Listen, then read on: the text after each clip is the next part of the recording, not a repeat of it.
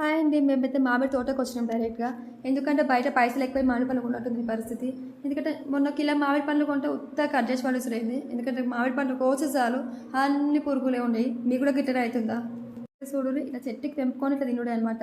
ఇట్లా ఇష్టం ఉన్న కాయ తెంపుకొని తినొచ్చు. కానీ చెట్టుకి అన్ని కచ్చికాయలు ఉన్నాయి. వీళ్ళని తెంపి కింద మక్క పెట్టారనమాట. మన ముందే కోసి మన ముందే అమ్ముతుర్రు. ఈ తోటంతా సొరండింగ్ అయితే కొట్టినాం. ఇంచుమించు ఒక 20 రకాల మామిడి పండ్లు ఉన్నాయండి. చక్కెరకేళి, బంగినపల్లి, కోత మామిడికాయలు, పప్పు మామిడికాయలు చాలా ఉన్నాయి అసలు. ఏది కొనాలో అర్థం కాలేదు. టేస్ట్ చూసేది అన్ని టేస్ట్ చూసినాం. ఫ్రీయే కాబట్టి ఒకసారి ట్రై చేయండి. పెద్ద ఎక్కువ ఏమంటే రీజనబుల్గా ఉన్నాయి.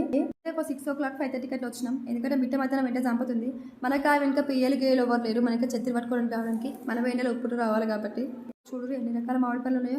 చూద్దాం మరి ఇవి ఎట్లుంటాయో. మరి కట్ చేస్తే కానీ తెలియదు. ఇట్లా పురుగులు ఉన్నాయో ఏమైనా తెలియదు. ఎందుకంటే ఇప్పుడు వర్షాలు ఎట్లా పడుతున్నాయి, ఇది వర్షాకాలం ఎండాకాలం అర్థమైతే లేదు. ఏదేమైనా కానీ తోట ఎక్స్పీరియన్స్ అయితే మస్తుంది. ఒకసారి మీరు కూడా ట్రై చేయండి.